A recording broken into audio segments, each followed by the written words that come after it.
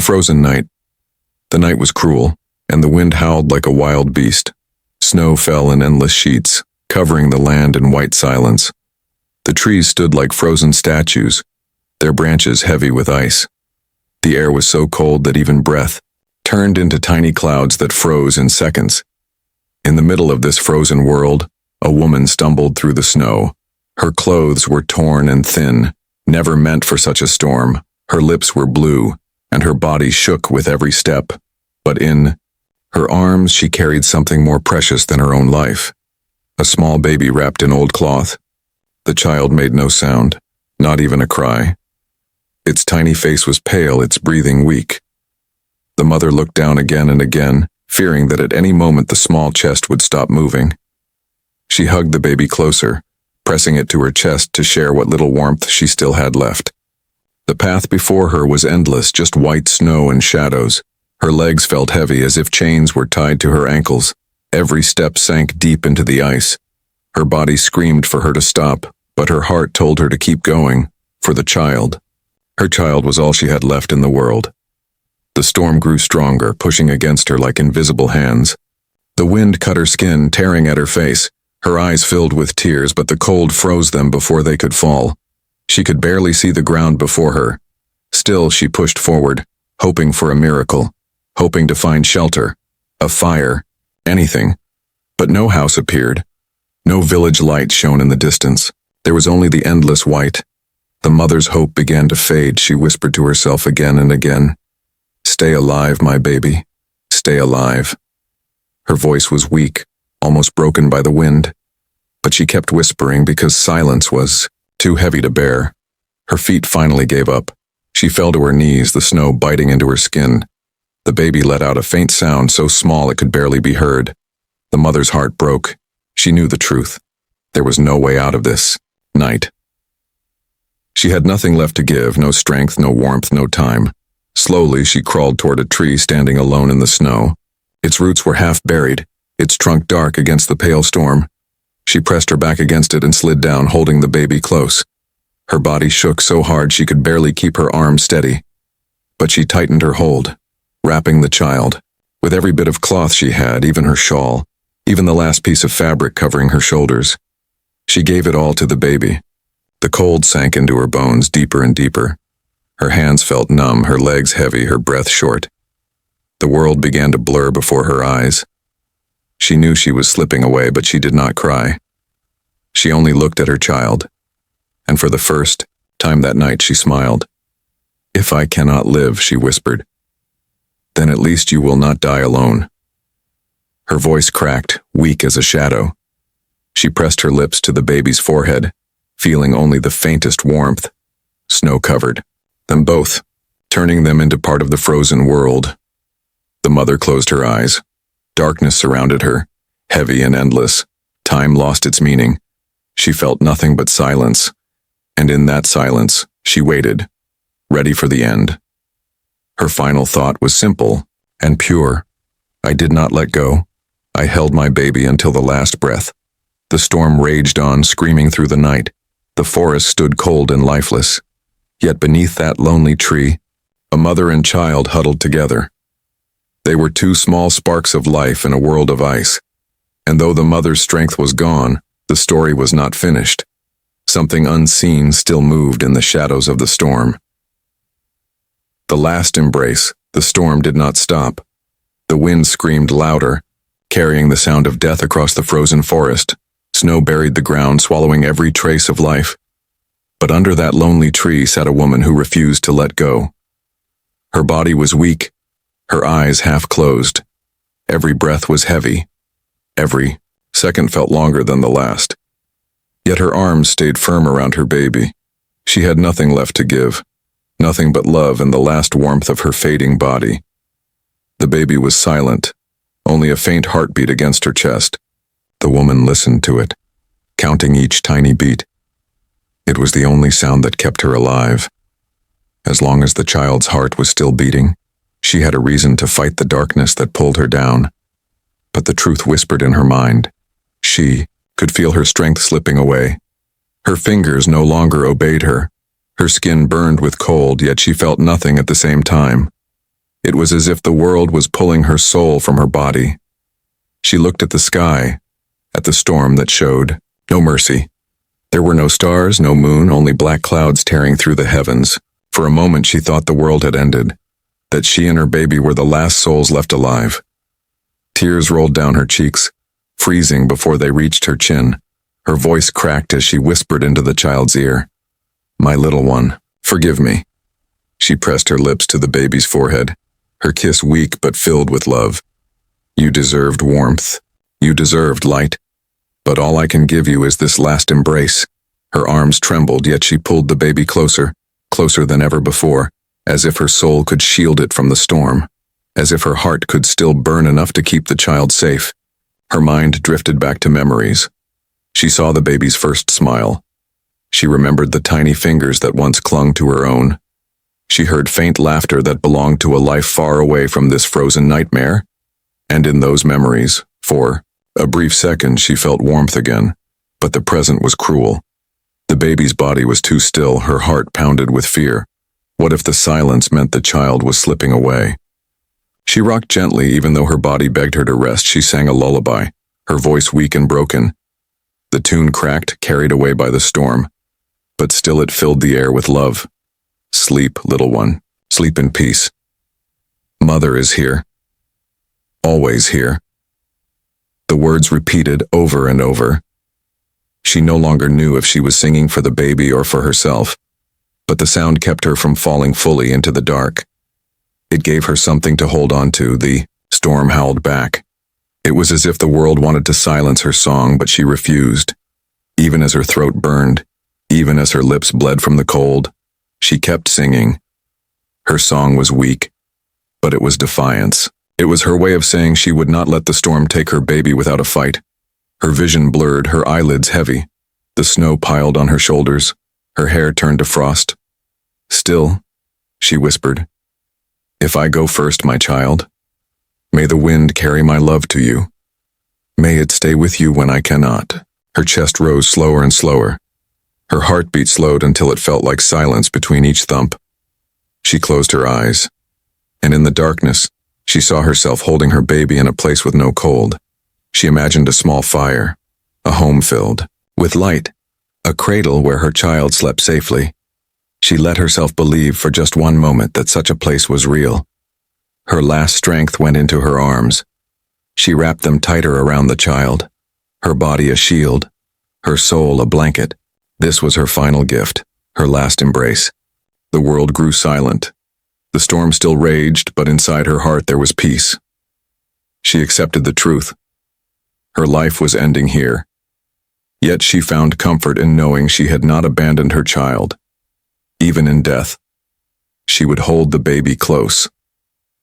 Minutes passed, maybe hours. She no longer felt time. Her breathing stopped and started again, weaker each time. Her body was no longer her own. It belonged to the cold, but her arms stayed locked in place, refusing to let go. The forest stood still. The snow covered them both, turning them into a statue of ice and love. From a distance, they looked like a single shape, mother and child, frozen together in eternal rest.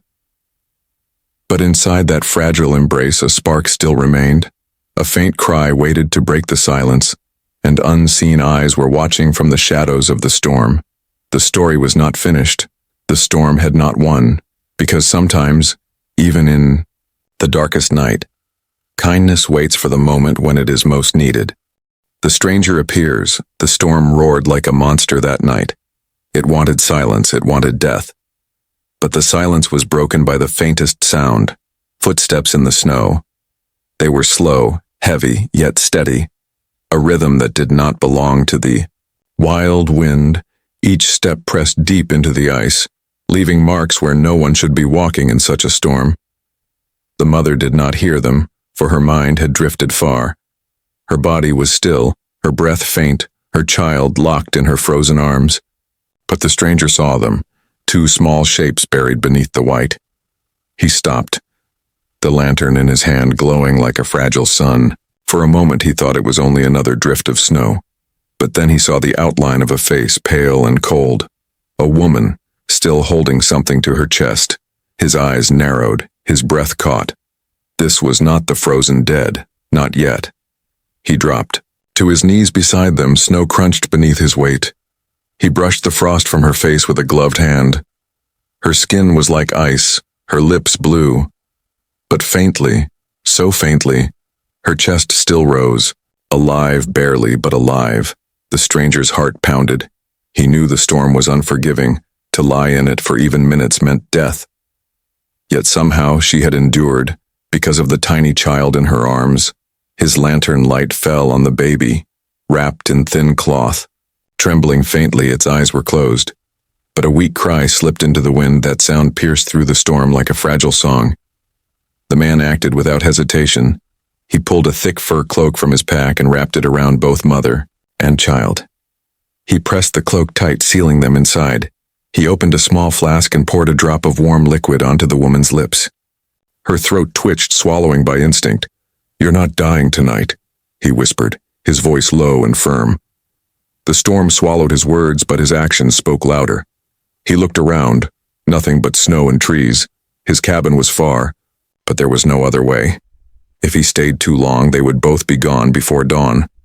So he did the only thing a man could do. He slipped his arms beneath them, lifting mother and child together. They were so light, lighter than they should have been. The woman's head fell against his chest, her hair stiff with frost. The baby gave a faint whimper but did not wake. The man tightened his grip, holding them as if they were his own. The storm pushed against him. The wind screamed, demanding he drop them and flee. But he walked forward, step after step, his boots sinking deep into the snow. The lantern swung at his side, casting circles of light in the darkness. He said nothing more. Only his breathing and the crunch of his steps filled the night. The mother stirred once, her lips moving. Her voice was no more than a broken whisper. Don't let my baby go." The man looked down at her, her eyes barely open but filled with the last spark of a mother's will.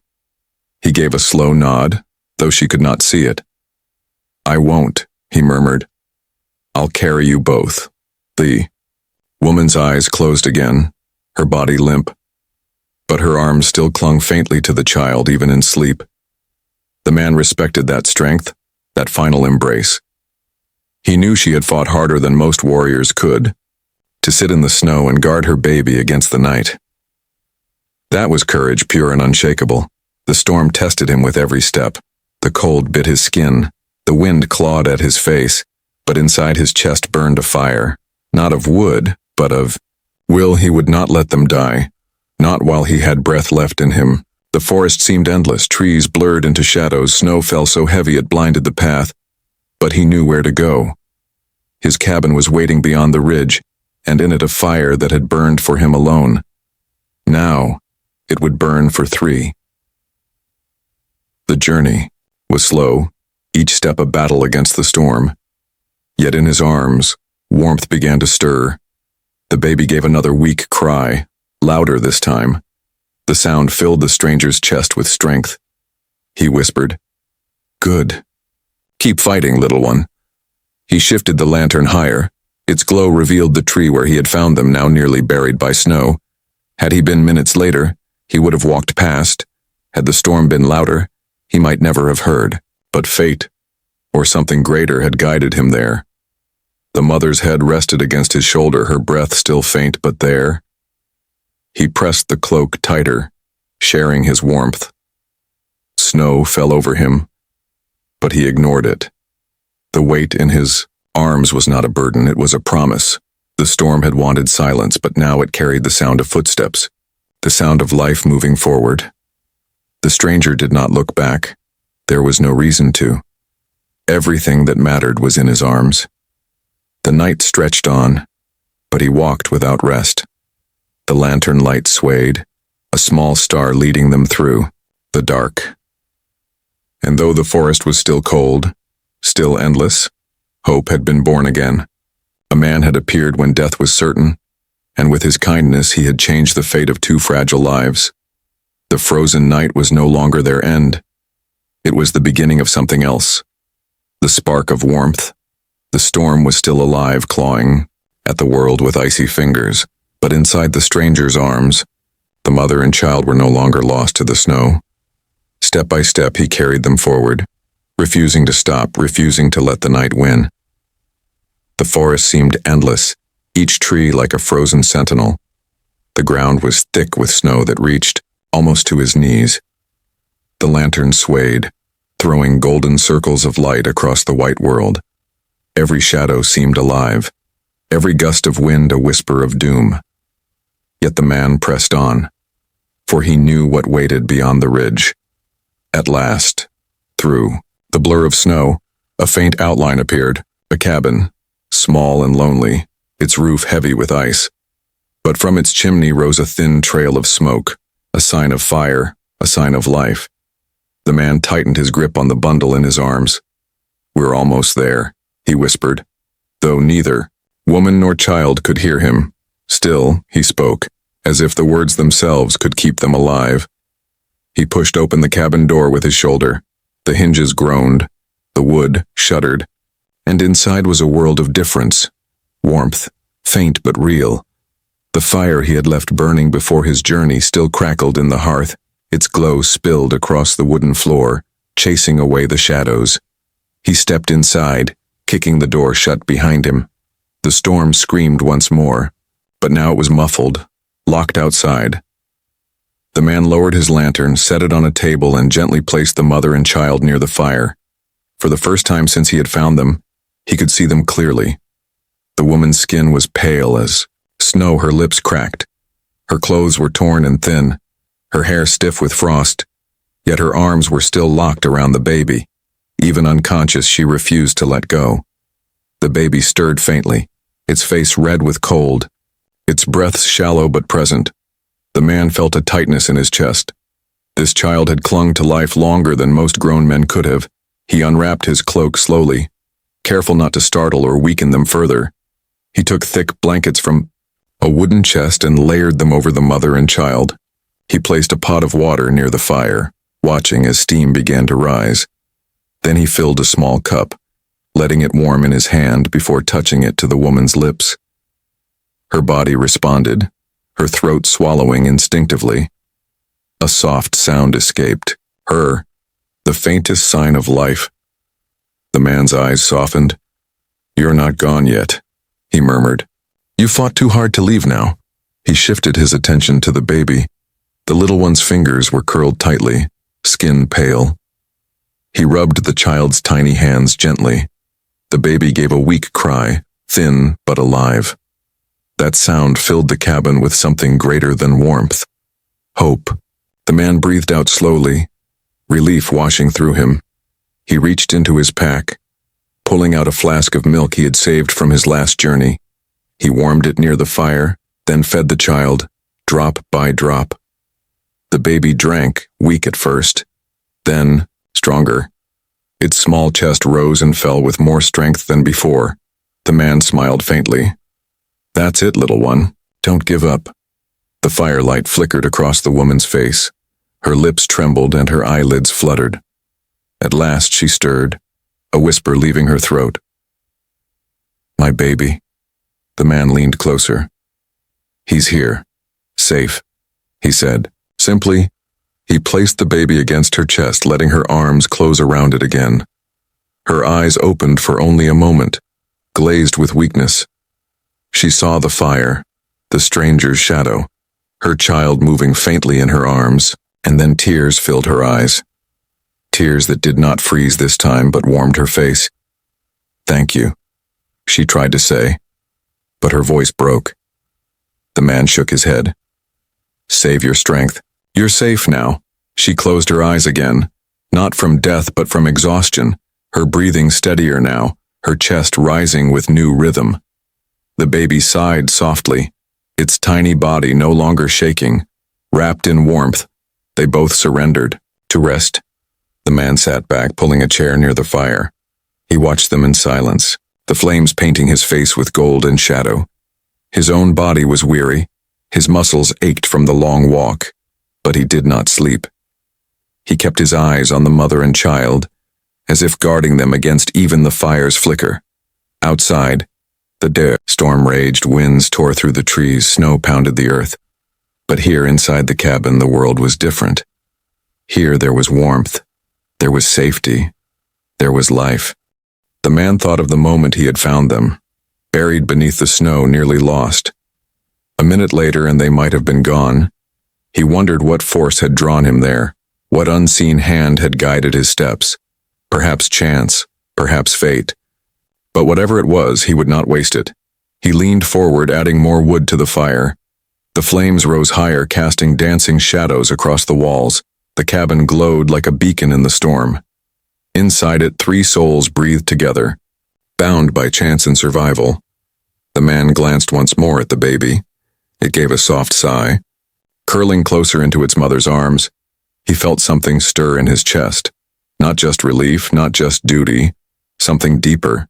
The kind of feeling that told him this night was not the end of their story. It was only the beginning. The silent journey. The fire burned through the night. Its glow painted the cabin walls with soft light. And in that warmth, the mother and her baby finally breathed in peace. Their breaths were fragile, but steady now. The storm outside screamed and howled, but inside there was life. The stranger did not rest. He sat in his chair, his eyes fixed on the pair by the fire, the woman's arms still wrapped around her child even in sleep. Her fingers curled as if she feared someone might take the baby away. It was instinct, raw and unbreakable. Even in exhaustion, she clung to the life she had nearly lost. The man's heart tightened as he watched them. He did not know their names, he did not know where they had come from or how they had been caught in the storm. But he knew this: they had no one else. And if he left them here, the storm would claim them the moment his fire dimmed, when dawn broke, faint and pale behind heavy clouds. The storm calmed, but only a little. The land was still buried in snow, the air sharp as a knife. The man rose from his chair and checked the mother's breathing. She stirred faintly, eyes opening just enough to see him. Her lips parted, but no words came. Only gratitude in her gaze, soft and fleeting before she drifted back into sleep. The baby whimpered, a small cry escaping its throat. The sound filled the cabin like a bell. The man lifted a flask, warming it again by the fire. He fed the child carefully, drop by drop. The baby's cry softened, replaced by the quiet rhythm of swallowing, then silence again, a silence that felt alive rather than empty. But the man knew silence outside the cabin was dangerous. He looked through the frost-coated window. The forest stretched endlessly, quiet and white. Snow hung heavy on the branches. It looked peaceful, but he knew better. The cold was not finished. The storm would return. He could not stay here long. This cabin had only enough supplies for one man. 2 more mouths to feed meant they would run out in days. He would have to move them. The journey would be hard, but the nearest village was not impossible to reach. There, they could find safety, food, and perhaps answers. He turned back to the sleeping mother and whispered, "You can't stay here. Not if you wish to live." When the woman awoke again, the fire had burned lower. Her eyes were heavy but clearer now. She saw the stranger kneeling by the hearth, preparing a pack. Her lips moved, her voice dry as dust. Where are you taking us?" The man glanced at her, his expression calm. "Somewhere safe," he answered. She looked at her child, then back at him, her eyes filled with fear, but not for herself. Will he survive the journey?" The man's gaze softened. If I carry both of you, then yes." She closed her eyes, a tear slipping free. She did not have the strength to argue. She only nodded, trusting him because she had no choice. Or perhaps because something in his voice gave her a reason to believe. The man layered them in blankets, wrapping the mother and child tightly together. He lifted them once more into his arms. The baby whimpered but did not cry. The woman leaned weakly against his chest, too tired to speak. The man adjusted the weight and opened the cabin door. The storm had quieted, but the cold was sharper than any blade. Snow stretched in every direction. The forest was silent except for the creak of branches heavy with ice. The man stepped outside, boots sinking deep. The door closed behind him with a heavy thud. The cabin, his shelter, vanished into the white as he began to walk. The journey was slow, each step heavy with the burden he carried, yet he moved with steady determination. The woman heard his heartbeat, beneath her ear, strong and constant. It gave her comfort, a rhythm against the silence. She tried to speak once, her lips parting. Why are you helping us?" Her voice was so faint he barely heard it. He looked down at her, his expression unreadable. "Because no one else would," he said simply. Then he pressed on, leaving no room for more questions. Hours passed, though. It felt like days. The forest seemed endless. Shadows stretched long beneath the pale light of the hidden sun. The mother drifted in and out of sleep. Each time she woke, the man was still walking. Each time she listened, his breathing was steady. Never once did he slow, never once did he stumble. The baby stirred against her chest. She felt its tiny warmth, faint but real.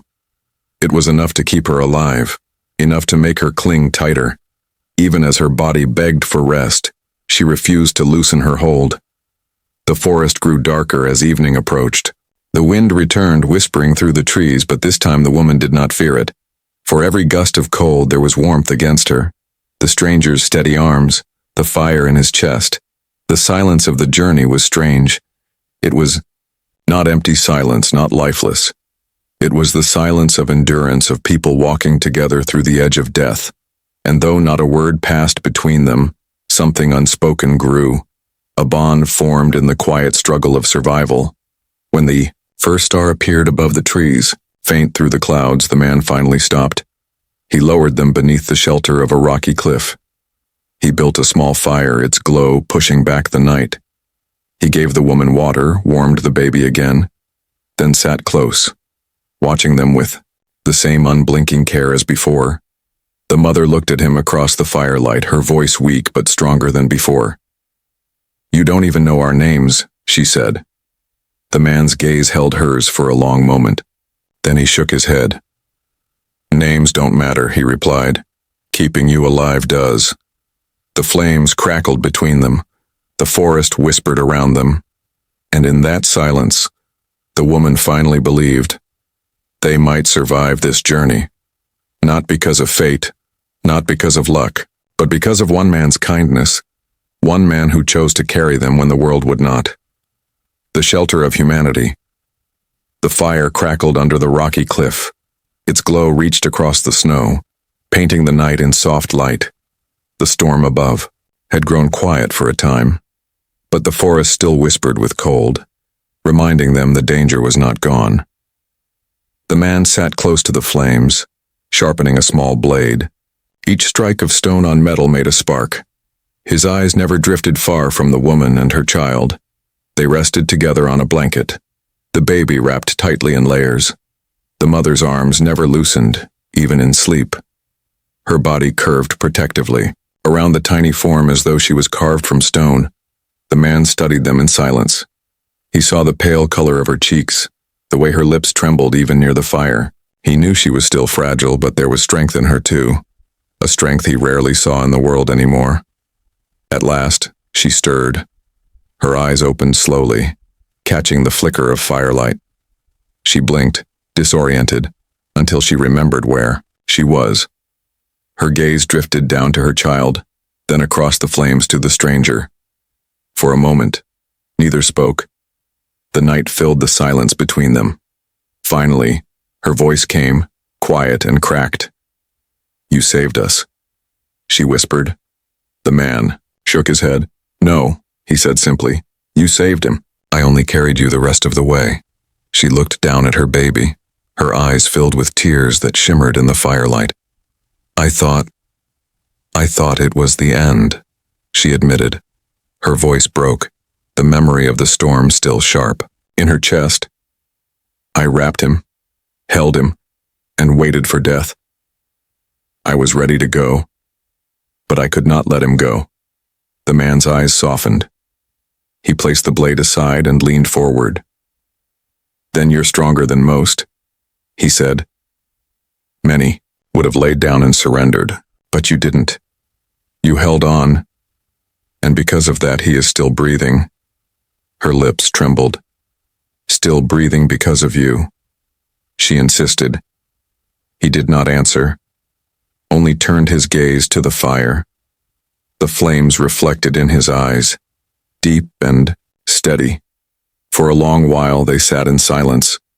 The forest creaked around them, branches heavy with snow. Somewhere in the distance a wolf howled, long and mournful. The woman shivered at the sound, clutching her child closer, but the man did not move, did not show fear. Instead, he reached for a piece of wood and fed it into the flames. The fire grew stronger, its warmth pressing back the darkness. "Why?" she asked suddenly, her voice cutting through the quiet. "Why did you stop? Why did you carry us? You don't even know who we are." The man looked at her, his expression unreadable. For a moment he said nothing, then at last he answered. "Because you were there," he said. "Because no one else would.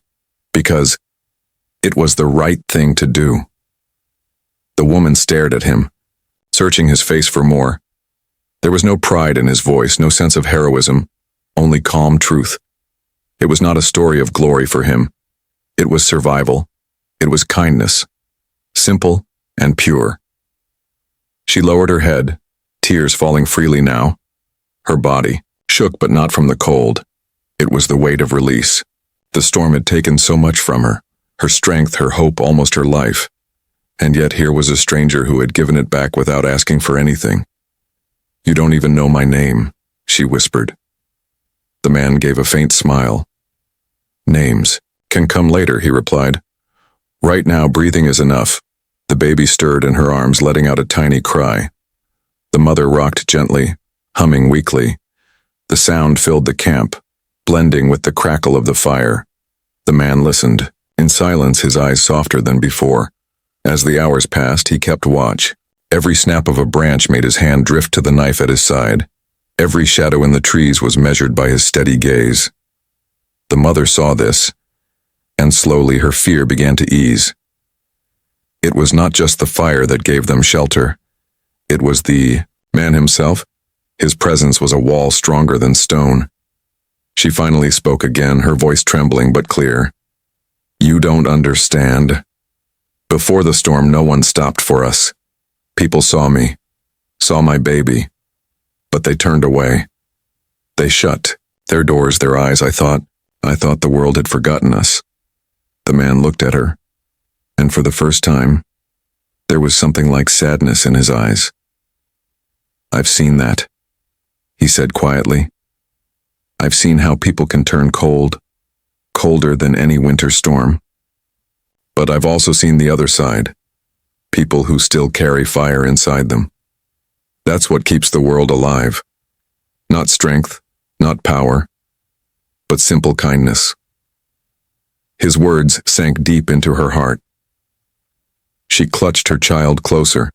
For the first time since the storm began, she let herself believe. Maybe the world was not as cruel as she thought. Maybe kindness still existed, hidden in places she least expected. The flames rose higher. The forest was still dark, but the cliff gave them shelter. The wind howled above, but it could not touch them. Here, in that small circle of light, humanity lived, fragile but alive. The mother leaned back, exhaustion heavy in her body. Her child rested peacefully now, warm against her chest. Her eyes drifted closed, but this time, when she slept, she did not dream of death. She dreamed of firelight, of warmth, of the stranger's steady voice telling her she was safe. The man did not sleep.